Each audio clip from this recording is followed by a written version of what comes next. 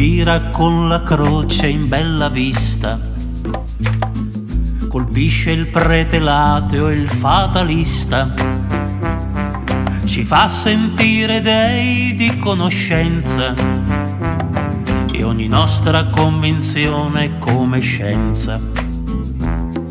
Più ha potere più c'è chi lo loda, è sempre un po' dispotico e alla moda, è divertente se si contraddice, in veste di Madonna redentrice.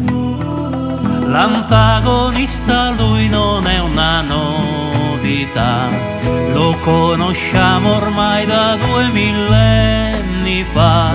L'antagonista ci assomiglia sempre più, saccente ed arrogante, perché si sente sempre un po' più su.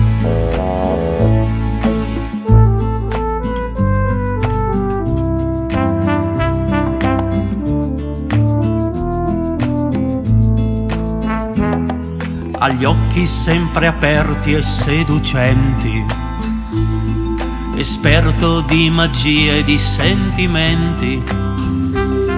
Lui sa il futuro e cosa più ti prende, se poi lo esalti certo non si offende. Si nutre della tua insoddisfazione e di coscienze in decomposizione. È specialista in 1000 più dottrine e all'occorrenza ci offre proprietà divine. L'antagonista lui non è una novità, lo conosciamo ormai da 2 millenni fa. L'antagonista ci assomiglia sempre più, saccente ed arrogante, perché si sente sempre un po' più su.